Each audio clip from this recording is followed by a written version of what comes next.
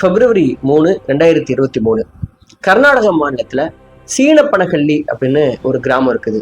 இந்த கிராமத்தை சேர்ந்தவர் மஞ்சுநாத். இவருக்கு 27 வயது. இந்த மஞ்சுநாத்துக்கு February 3 தான் பர்த்டே. அதனால தன்னுடைய நண்பர்கள் கூட சேர்ந்து குனிக்கல் அப்படிங்கிற டவுன்ல போயிட்டு பார்ட்டி பண்றாரு.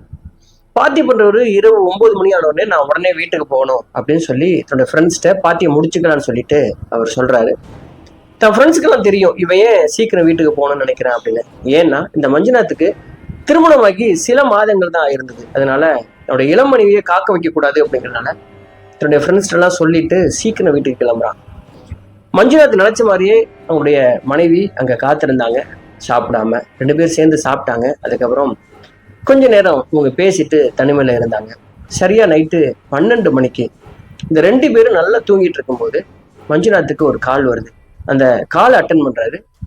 தன்னுடைய மனைவி பக்கத்துல அசந்து தூங்கிட்டு இருக்கிறாங்க, அவங்கள எழுப்ப வேணாம் அப்படின்னு தான் மட்டும் சத்தம் போடாம வெளியில வந்து தன்னுடைய பைக் எடுத்துக்கிட்டு வெளியில போயிட்டாரு. ஒரு 2-3 மணிக்கு மேல அவங்களுடைய மனைவி ஹர்ஷிதா எழுந்து பாக்குறாங்க. பெட்ல படுத்துட்டு இருந்த தன்னுடைய கணவனை காணா. எங்க போயிருப்பாரு அப்படிங்கிறது தெரியல. அந்த வீட்டுல ஒரு பாட்டியும் இருந்தாங்க. அந்த பாட்டியை எழுப்பி இந்த மாதிரி மஞ்சுநாத் எங்க போனாரு உங்களுக்கு தெரியுமா அப்படின்னு கேட்கும்பொழுது பாட்டிக்கும் தெரியல. சரின்னு இந்த ஹர்ஷிதா என்ன முடிவு பண்றாங்கன்னா, இன்னைக்கு பர்த்டே இல்லையா, அதனால ஃப்ரெண்ட்ஸ் விட்டுருக்க மாட்டாங்க, மறுபடியும் பார்ட்டி பண்ண போயிருப்பாரு அப்படின்னு சொல்லி நினைச்சிட்டு அவங்களும் படுத்துட்டாங்க. ஆனா அடுத்த நாள் இந்த மஞ்சுநாத்துக்கு என்ன நடந்தது அப்படிங்கிறது இந்த ஹர்ஷிதாவுக்கும் பாட்டிக்கும் தெரிய வருது. அவங்க 2 பேரும் உறைஞ்சு போறாங்க. அவங்க மட்டும் இல்ல, கர்நாடக மாநிலத்தையே உழுக்குன ஒரு கேஸ் அப்படின்னு சொல்லலாம். சரி, இந்த மஞ்சுநாத்துக்கு என்ன ஆனது, அவர் எங்க போயிருப்பார், அதுவும் பர்த்டே அன்னைக்கு தன்னுடைய மனைவிக்கு தெரியாம வெளியில எங்க போயிருப்பாரு அப்படிங்கிற நிறைய மர்ம முடிச்சுகள் இந்த கிரைம் கேஸ்ல இருந்தது. மஞ்சுநாத்துக்கு என்ன நடந்தது அப்படிங்கிறத பாக்குறதுக்கு முன்னாடி இந்த மஞ்சுநாத் யாரு அப்படிங்கிறத நம்ம பார்த்துடலாம். மஞ்சுநாத்துக்கு அவங்க சின்ன வயசுலயே அவங்க அப்பா அம்மா 2 பேருமே தவறி போயிடுறாங்க. அதனால அவங்க பாட்டி வீட்டுலதான் வளர்றாரு. ஒரே ஒரு பையன். அப்பா அம்மா இல்லாம வளர்ந்ததுனால அவங்க பாட்டி அவருக்கு ரொம்ப பிடிக்கும். பாட்டிக்கும் இந்த மஞ்சுநாத்னா ரொம்ப பிடிக்கும். ஏன்னா பொறுப்பான பையன். அப்பா அம்மா இல்லை அப்படிங்கிறதுனால ஊதாரித்தனமா அவன் எங்கேயும் போறதும் கிடையாது, எந்த கெட்ட பழக்க வழக்கங்களும் கத்துக்கிட்டதும் கிடையாது. பாட்டி மேல ரொம்ப பாசமா இருப்பாரு. பாட்டியை விட்டு போயிடக்கூடாது அப்படிங்கிறதுனாலயே அங்கேயே ஸ்கூல் படிச்சாரு. பக்கத்திலேயே அவர் காலேஜையும் முடிச்சுட்டு இவருக்கு வெளியூர்லாம், அதாவது பாம்பே, பெங்களூர் இந்த மாதிரி சிட்டிகள்லாம் இவருக்கு வேலை கிடைச்சிருந்தும் கூட பாட்டியை பார்த்துக்கணுங்கிற ஒரே காரணத்துக்காக பக்கத்துல ஒரு டவுன்லயே கிடைச்ச வேலையை செஞ்சுக்கிட்டு ஒரு குறைவான சம்பளமா இருந்தாலும் அந்த சம்பளத்திலையும் சேவிங்ஸ் பண்ணிட்டு பாட்டியை அவ்வளோ அற்புதமா கவனிச்சு பார்த்துக்கிட்டு இருந்தார். இந்த கிராமத்தை சேர்ந்த அத்தனை பேருக்கும் மஞ்சுநாத்னா ரொம்ப பிடிக்கும். ஏன்னா 26 வயசு பையன், எந்த கெட்ட பழக்க வழக்கங்களும் இல்லாம பாட்டி மேல இவ்வளோ அன்பா இவ்வளோ மரியாதையா பாட்டிக்காகவே இந்த கிராமத்துல தங்கியிருக்கான் அப்படின்னு உன எல்லாருக்குமே பிடிக்கும். பாட்டிக்கு என்ன நினைப்புனா, இந்த பையனுக்கு தனக்கு அப்புறம் இந்த பையனுடைய வாழ்க்கை என்ன ஆகும், அதனால தான் நல்லா இருக்கும் போதே இவனுக்கு ஒரு கல்யாணம் பண்ணி வச்சிடணும் அப்படின்னு சொல்லிட்டு ஒரு வரனை பார்க்க ஆரம்பிக்கிறாங்க. நிறைய பெண்கள் இவனுக்கு வரனா வந்தாங்க. நிறைய பேர் மஞ்சுநாத்துக்கு கல்யாணம் பண்ணி கொடுக்கறதுக்காக போட்டி போட்டுருந்தாங்க. அப்படி பாட்டி இந்த மஞ்சுநாத்துக்காக வரன் தேடிட்டு இருக்கும்போது லிங்கதீரனஹள்ளி அப்படிங்கிற ஒரு வில்லேஜ்ல ஒரு பெண் இருக்கிறதா இவங்களுக்கு தகவல் வந்தது. அந்த பெண்ணோட ஜாதகத்தை வாங்கி பார்த்தாங்க. மஞ்சுநாத்துக்கு ரொம்ப பொருத்தமான ஒரு பெண். ஜாதகம் மட்டும் இல்ல, அந்த பெண் உண்மையிலேயே ஒரு பேரழகி. இப்படி ஒரு பேரழகியை தன்னுடைய பேரனுக்கு கல்யாணம் பண்ணி வைக்கிறதுல பாட்டிக்கு ரொம்ப ரொம்ப சந்தோஷம். அதனால அந்த வீட்டில் போய் அவங்க அப்ரோச் பண்ணாங்க. அந்த வீட்டுக்காரங்களுக்கும் மஞ்சுநாத்தை பத்தி தெரிஞ்சு அவங்களுக்கு பிடிச்சி போச்சு. 2 குடும்பமும் சேர்ந்து மனப்பூர்வமா கல்யாண தேதியை பிக்ஸ் பண்றாங்க. March 13, 2022 திருமணம் பண்ணி வைக்கிறாங்க. இந்த மஞ்சுநாத்தை கல்யாணம் பண்ணிக்கிட்ட அந்த பெண் பேரு ஹர்ஷிதா. அவங்களுக்கு 24 வயது. ஹர்ஷிதாவுக்கும் மஞ்சுநாத்துக்கும் அவ்வளோ பொருத்தம். ரொம்ப நல்லாவே அவங்க லைஃப்பை ஸ்டார்ட் பண்ணியிருக்கிறாங்க. இந்த கிராமத்தை சேர்ந்த அத்தனை பேருக்கும் பொறாமப்படுற அளவுக்கு அவ்வளவு அழகான ஒரு ஜோடி. அதே மாதிரி இந்த மஞ்சுநாத்துக்கு ஏத்த மாதிரியே ஒரு நல்ல குணமான பெண்ணாவும் இருந்திருக்காங்க ஹர்ஷிதா. அப்படி வாழ வந்தவங்க சில மாதங்களையே தன்னுடைய கணவனை இழந்துட்டு இப்படி நிக்கிறாங்களே அப்படிங்கிறது அந்த ஊர் அத்தனை பேருக்கும் ஒரு மிகப்பெரிய வருத்தமா இருந்தது. சரி, வீட்டை விட்டு போன மஞ்சுநாத்துக்கு என்ன நடந்துச்சு அப்படின்னா, அன்னைக்கு வழக்கம் போல ஹர்ஷிதா எழுந்து காலையில வீட்டு வேலையில செஞ்சுட்டு இருக்காங்க. பாட்டியை அவங்களுக்கு உதவியா வேலை செஞ்சுட்டு இருக்கும் பொழுது அது வரைக்கும் மஞ்சுநாத் வீட்டுக்கு வரல. ஃப்ரெண்ட்ஸ் கூட சேர்ந்து எங்கேயா தங்கியிருப்பாங்களோ அப்படின்னு நினைச்சிட்டு தான் அவங்க கேஷுவலா இருந்தாங்க. அப்படி இருக்கும்போது ஒரு பையன் அங்கிருந்து ஓடி வந்து அதிர்ச்சியான தகவலை ஒன்று சொல்றான். அந்த தகவலை கேட்ட உடனே ஹர்ஷிதாவுக்கு உலகமே இடிஞ்சு தான் தலையில விழுந்த மாதிரி தோணுது. அவங்க கீழே விழுந்து புரண்டு அந்த ஊர்ல இருந்து 1 கிலோமீட்டர் தூரத்துல இருக்கிற கிட்டமங்கலா அப்படிங்கிற ஏரிக்கு ஓடுறாங்க. இவங்க போறதுக்கு முன்னாடி அங்க 100 பேருக்கு மேல கிராம மக்கள் கூடி நிற்கிறாங்க. இவங்க ஓடி போய் அந்த கூட்டத்தை விலக்கிட்டு உள்ள பார்த்தாங்கன்னா அந்த ஏரியில மஞ்சுநாத் அப்படியே பிணமா மிதந்துட்டு இருக்கிறார். இதை பார்த்துட்டு அந்த இளமனைவிக்கு எப்படி இருக்கும்? 6 மாசம் தான் ஆச்சு அவங்களுக்கு கல்யாணம் ஆகி. அப்படியே மயக்கப்பட்டு கீழே விழுறாங்க. அந்த ஊர்ல இருக்கிற அத்தனை பேரும் அடிச்சுக்கிட்டு அழுகுறாங்க. அந்த பெண்ணை என்ன சொல்லி சமாதானப்படுத்துறதுன்னு தெரியல. உடனடியாக பக்கத்துல இருக்கிற குனிக்கல் போலீஸ் ஸ்டேஷனுக்கு கம்ப்ளைண்ட் போகுது. இந்த ஹர்ஷிதா தான் கம்ப்ளைண்ட் கொடுக்குறாங்க. போலீஸ் அங்கிருந்து வர்றாங்க, ஃபோரன்சிக் டிபார்ட்மெண்ட் வர்றாங்க, போலீஸ் டாக் வருது. இந்த மஞ்சுநாத்துடைய பாடியை கைப்பற்றி அட்டாப்சிக்கு அனுப்பிச்சிட்டு இந்த சம்பவம் எப்படி நடந்திருக்கும் அப்படிங்கிறது, எந்த இடத்துல இருந்து விசாரணையை ஆரம்பிக்கிறது அப்படின்னு போலீஸ் இந்த கிராமத்தை பத்தியும் மஞ்சுநாத்தை பத்தியும் மெல்லமா எல்லாத்தையும் விசாரிக்க ஆரம்பிக்கிறாங்க. அப்படி விசாரிக்க ஆரம்பிக்கும் போது முதல்ல வீட்டுல இருந்தது யாராரு அப்படின்னா, இவங்க ரொம்ப சமீபத்துல திருமணமானவங்க அப்படிங்கிறது தெரிய வருது. இவங்களுக்குள்ள ஏதாவது பிரச்சனை ஏதாவது இருந்ததா, சண்டைகள் வருமா அப்படின்னு ஊருக்குள்ள விசாரிச்சா ஒரு சண்டைகளுமே இல்லை. ரொம்ப ரொம்ப மனதொத்த தம்பதி தான் ரெண்டு பேரும் பிடிச்சுதான் வாழ்ந்தாங்க, அவ்வளவு அன்பா இருப்பாங்க அப்படிங்கிற அதே விஷயத்தை தான் எல்லாருமே சொல்றாங்க. பாட்டிக்கிட்ட விசாரிக்கிறாங்க, உங்க பேரனுக்கு ஏதாவது தவறான பழக்க வழக்கங்கள் ஏதாவது உண்டா, எதிரிகள் யாராவது இருக்காங்களா அப்படின்னா, பாட்டிக்கு நினைவு தெரிஞ்சதுல இருந்து இந்த பையனுக்கு அப்படி எந்த கெட்ட பழக்கமும் இல்லை, எந்த எதிரியுமே இல்லை. பாட்டிக்கு எப்படி செத்துருப்பான் அப்படின்னே தெரியல. ஒருவேளை இந்த மஞ்சுநாத் போய் சூசைடு ஏதாவது பண்ணிக்கிட்டாரா அப்படின்னு அந்த கோணத்திலையும் விசாரிக்கிறாரு. அவங்க ஃப்ரெண்ட்ஸ் எல்லாம் விசாரிச்சா பார்ட்டி பண்ண ரொம்ப சந்தோஷமா தான் வீட்டுக்கு வந்திருக்கான். அப்படிப்பட்ட மனநிலையிலையும் அன்னைக்கு மஞ்சுநாத் இல்லைங்கிறது போலீஸ்க்கு தெரிய வருது. உடனடியா போலீஸ் என்ன முடிவு பண்றாங்கன்னா, மஞ்சுநாத்தோட கால் ரெக்கார்டு எடுத்து அவங்க செக் பண்ணும்பொழுது கடைசியா ஒரு நம்பர்ல இருந்து கால் வந்திருக்குது. அந்த நம்பருக்குரிய நபர் யாரு அப்படின்னு அவங்க செக் பண்ணும்போது அந்த நம்பர் யாருடையது அப்படின்னா, அதே ஊரை சேர்ந்த ரவி கிரண் அப்படிங்கிற ஒரு ரவுடியோடது. அந்த ரவுடிக்கும் இந்த மஞ்சுநாத்துக்கு என்ன சம்பந்தம் அப்படிங்கிற கோணத்துல விசாரிச்சா ஒரு சம்பந்தமே கிடையாது. ஏன் இந்த ரவிகிரண் நைட்டு 12 மணிக்கு கூப்பிட்டுருக்கான் அப்படிங்கிற தகவல் போலீஸ்க்கு மிகப்பெரிய உறுத்தலான பல $1 மில்லியன் கொஸ்டினாவே இருந்துகிட்டே இருந்துச்சு. இதுக்கு விடையே இல்லை. இந்த ரவிகிரண் எங்க இருக்கான் அப்படின்னு தேடி பார்த்தா அவன் அப்ஸ்கான். கொலை நடந்த அன்னையிலிருந்து அவனை காணாம். அவனை தேடி பிடிக்க முடியல. அவனுடைய போன் சுவிட்ச் ஆஃப்ல இருக்குது. அவனுடைய நண்பர்கள் எல்லாருமே ட்ராக் பண்ணா அந்த நண்பர்களுக்கும் இந்த ரவிகிரண் எங்க போனானே தெரியவே இல்லை அப்படிங்கிறது போலீஸுக்கு மிகப்பெரிய ஒரு மர்மமான தகவலாக இருக்குது. அடுத்து இவங்க யாரை விசாரிக்கலாம் அப்படின்னா, சரி உங்களுடைய மனைவி இந்த ஹர்ஷிதாவை விசாரிக்கலாம் அப்படின்னு ஹர்ஷிதாவுக்கு என்கொயரி கூப்பிட்டா ஹர்ஷிதா குழம்பி தீக்குறாங்க. இப்பதான் என்னுடைய கணவனை நான் இழந்திருக்கேன், என்கிட்ட விசாரிக்கிறீங்களே, நான் என்ன பலகாரியா, போய் உண்மையான குற்றவாளிகளை தேடி கண்டுபிடிங்க அப்படின்னு சொல்லிட்டு அவங்க போட்ட சத்தத்துல அந்த ஊருக்காரங்களே போலீஸ்காரங்கிட்ட போயிட்டு சண்டை போடுறாங்க. ஏற்கனவே புருஷனை இழந்துட்டு நிக்கிறா, அவளை நீங்க டிஸ்டர்ப் பண்ணாதீங்க, உண்மையான குற்றவாளிகள் நீங்க தப்பிக்க விட போறீங்க, அதுக்காக தான் இதெல்லாம் பண்றீங்க நீங்க அப்படின்னு சொல்லிட்டு அவங்கள விரட்டுறாங்க. அதனால போலீஸ்க்கு இந்த பெண்ணை இப்போ என்கொயரி கூப்பிடுறது ஏதாவது வேறு விதமான பிரச்சனையா மாறிடும், மக்கள் கலவரத்துல ஏதாவது இறங்கினாலும் இறங்கிடுவாங்க, அதனால நம்ம இதை வேண்டாம், அந்த ரவிகிரனை பிடிக்கலாம் அப்படின்னு சொல்லிட்டு ஒரு தனிப்படையை அமைச்சிட்டு அந்த ரவிகிரனை அவங்க ஃபுல்லா செக் பண்றாங்க. ஏதாவது ஒரு நிமிடமாவது அவன் போனை ஆன் பண்றானா அப்படின்னு அவங்க காத்திருக்கும் பொழுது ரவிகிரண் அதே மாதிரி இந்த போனை ஒரு இடத்துல இருந்து ஆன் பண்றான். அந்த நெட்வொர்க்கை வச்சு அந்த தனிப்படை போயிட்டு ரவிகிரனை தூக்கிட்டு வர்றாங்க. ரவிகிரண் சொன்ன ஒரு தகவல், எனக்கு இந்த மஞ்சுநாத்தை கொலை பண்றதுக்காக 5 லட்சம் பேசி 50,000 ரூபாய் அட்வான்ஸ் கொடுத்தாங்க ஒருத்தர், அதனாலதான் நான் பொண்ணேன் அப்படின்னு சொல்றாங்க. யாரா உனக்கு இந்த வேலையை கொடுத்ததுன்னு போலீஸ் என்கொயரி பண்ணும்போது ரகுன்னு ஒருத்தர் தான் கொடுத்தாருன்னு சொல்லிட்டு அவன் ஒரு கான்டாக்ட் நம்பர் கொடுக்குறான். அந்த ரகு யாருன்னு போலீஸ் விசாரிக்கும் போதுதான் இந்த கொலையோட மொத்த சூத்திரதாரி யாரு அப்படின்னு போலீஸ்க்கு ஒரு திடுக்கிடும் தகவல் கிடைச்சது.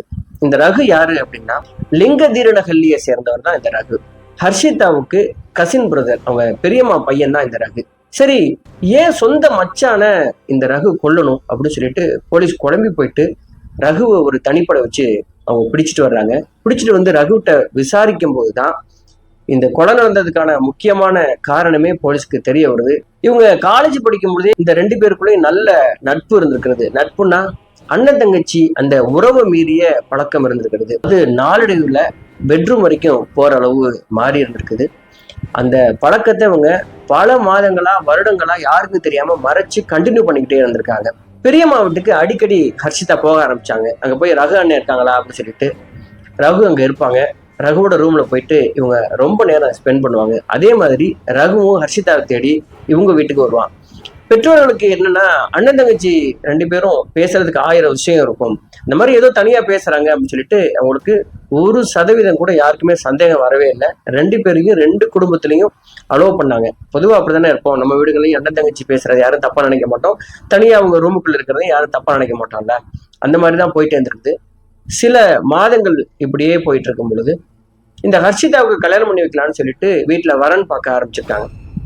அப்படி வரன் பார்க்க ஆரம்பிக்கும் போதுதான், ஐயோ நம்ம சில வருடமா ஒரு ரிலேஷன்ஷிப்ல இருக்கிறோம், இந்த ரிலேஷன்ஷிப்பை நம்ம லவ்னு சொல்லி வீட்டுல கல்யாணம் பண்ணியும் வைக்க சொல்ல முடியாது, நம்ம என்ன பண்றது அப்படின்னு சொல்லிட்டு 2 பேருமே பேசி என்ன பண்ணலாம் அப்படின்னு முடிவு பண்ணியிருக்காங்க.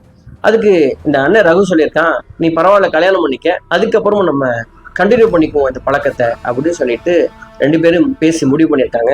அந்த நேரத்துலதான் இந்த மஞ்சுநாத்தோடைய வரன் வந்திருக்குது. மஞ்சுநாத்தும் பக்கத்து கிராமத்தை சேர்ந்தது தான். இப்போ ரகுக்கு ரொம்ப வசதியா போச்சு, ரொம்ப பக்கத்திலே இருக்கிறதுனால நம்ம அடிக்கடி மீட் பண்ணலாம், நீ கல்யாணத்துக்கு ஒத்துக்க அப்படின்னு அவனும் சொல்லியிருக்கான். உடனடியா கல்யாணம் நடந்திருக்குது. ரொம்ப ஜாம்னு கல்யாணம் நடந்திருக்குது. ரொம்ப அன்பா தன்னுடைய மனைவியை வீட்டுக்கு அழைச்சிட்டு வந்திருக்காரு இந்த மஞ்சுநாத். ஏற்கனவே பாட்டியவே அவ்வளவு அன்பா வச்சிருந்தவர், உறவுக்காக அன்புக்காக ஏங்குன ஒரு மனுஷன் தான் மஞ்சுநாத். ஏன்னா சின்ன வயசுலயே அப்பா அம்மா இழந்தவன் எப்படி இருப்பான், தன்னுடைய மனைவியை தன்னுடைய அம்மா மாதிரி அப்படியே பார்த்துக்க ஆரம்பிச்சான், கேட்டதெல்லாம் வாங்கி கொடுத்துருக்கான். இப்படி இவங்க வாழ்க்கையை ஆரம்பிச்ச அதே நேரத்துல ரகு அடிக்கடி இப்ப வீட்டுக்கு வர ஆரம்பிச்சான். இதை பார்த்து ஆரம்பத்துல மச்சான் தானே அடிக்கடி வீட்டுக்கு வர்றது, தான் தங்கச்சியை பார்க்க வர்றான் அப்படின்னு சொல்லிட்டு மஞ்சுநாத்துக்கு எந்த தப்பான விஷயமும் மனசுல படவே இல்லை. ஆனாலும் கூட தினமும் வர்றானே இவன், எதுக்காக இப்படி வர்றான், அதுவும் இல்லாம இவனோட கசின் பிரதர் தினமுமா வருவாங்க அப்படின்னு சொல்லிட்டு மெல்லமா இது சரியில்லையே, இப்படி வர வேணாம், டிஸ்டர்பா இருக்கு அப்படின்னு சொல்லிட்டு இப்போ மஞ்சுநாதோடைய மனசுல பட்டிருக்கு. அதுவும் இல்லாம அந்த வீட்டுல ஒரு பாட்டி இருந்திருக்காங்க. பொதுவாகவே வீட்டுல வயசானவங்க ஒருத்தவங்க இருக்கணும் அப்படிங்கிறது இந்த மாதிரியான விஷயத்துக்கு தான். அவங்க அனுபவங்கள் மூலமா இது மாதிரி தப்பா போயிரும் அப்படிங்கிற விஷயத்த ஆரம்பத்திலேயே நமக்கு இண்டிகேட் பண்ணுவாங்க. அந்த மாதிரி பாட்டியும் அவங்க மனசுல பட்டதை இந்த மஞ்சுநாத்திட்ட சொல்லியிருக்காங்க. அதனால மஞ்சுநாத் கொஞ்சம் அதை கண்டிக்க ஆரம்பிச்சிருக்காரு.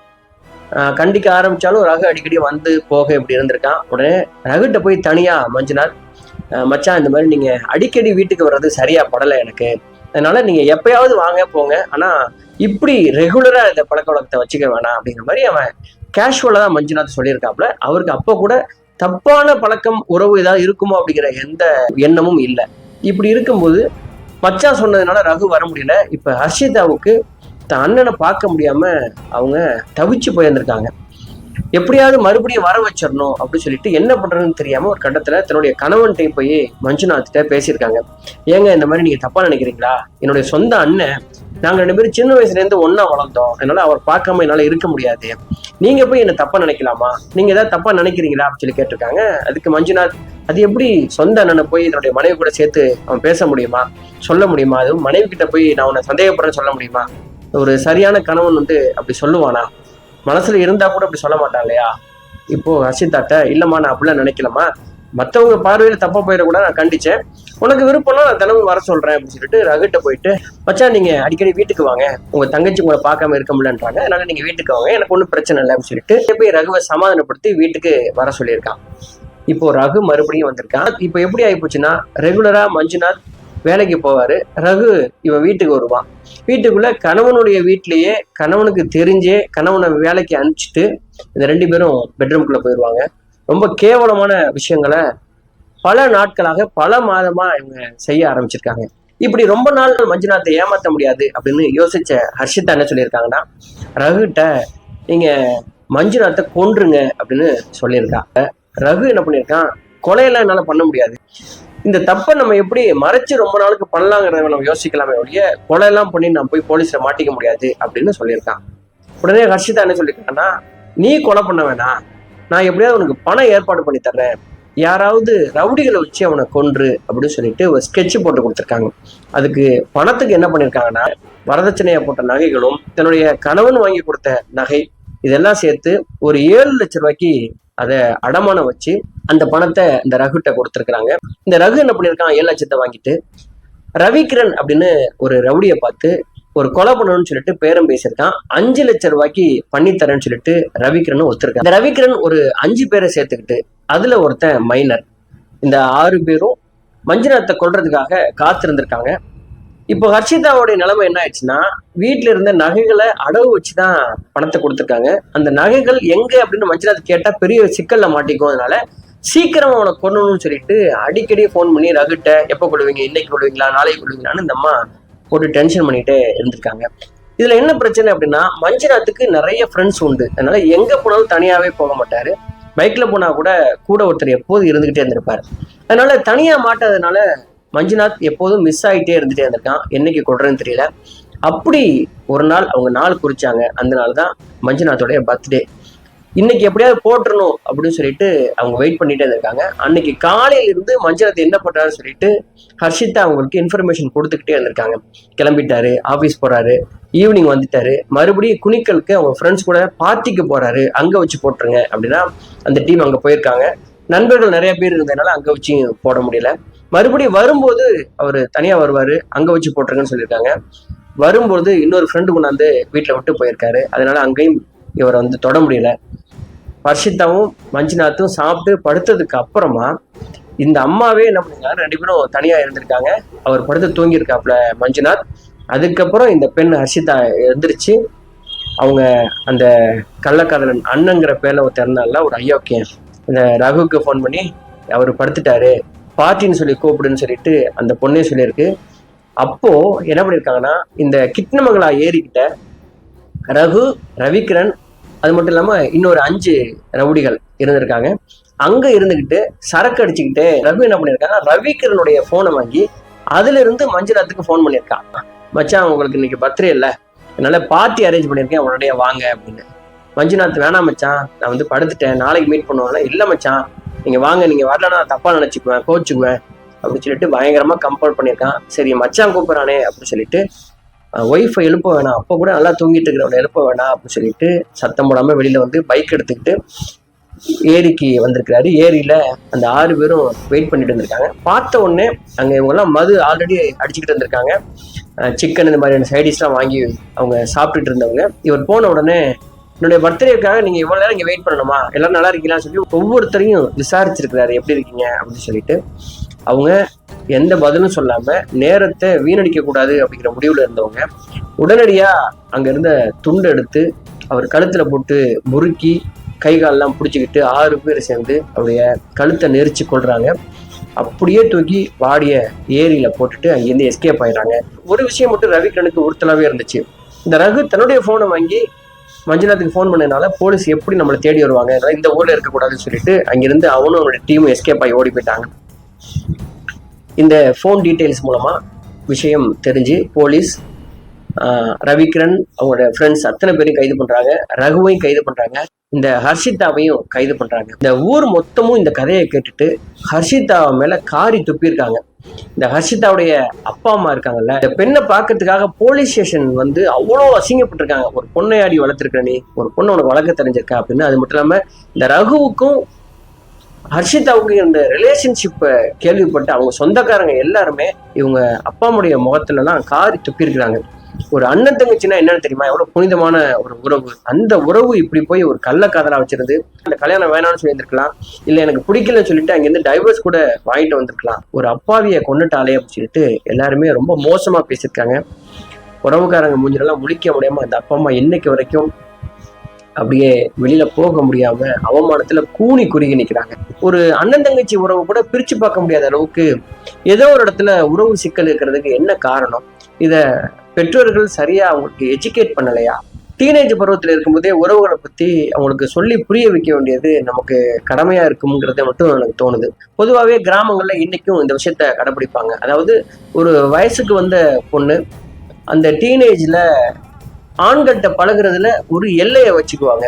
தொட்டு பழகுறதோ, அது சொந்த அண்ணனா இருந்தா கூட தொட்டு பழகக்கூடாதும்பாங்க, ரொம்ப க்ளோஸா உட்காந்து பேசக்கூடாதும்பாங்க, ஏதாவது தேவையில்லாத டாபிக் பேசக்கூடாதுன்னு சொல்லிட்டு ஒரு பவுண்டரி வச்சிருப்பாங்க. அது பெத்த அப்பாவா இருந்தா கூட ஒரு ஏஜ் அட்டன் பண்ணதுக்கு அப்புறம் அந்த நெருக்கத்தை குறைக்கணும்னு சொல்லிட்டு வீட்டில் இருக்கிற அம்மா பாட்டிகள்லாம் அப்படி பிரிச்சு வைப்பாங்க.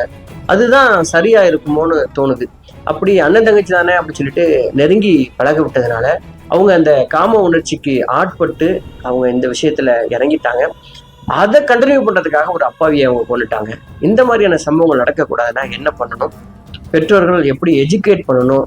உறவு முறைகளை எப்படி சொல்லிக் கொடுக்கணும் அப்படிங்கிறத பற்றியான கருத்துக்களை கமெண்ட் பாக்ஸில் தெரியப்படுத்துங்க. மறக்காமல் இந்த சேனல் நீங்கள் சப்ஸ்கிரைப் பண்ணீங்க. நான் உங்கள் RS ராஜா. நன்றி, வணக்கம்.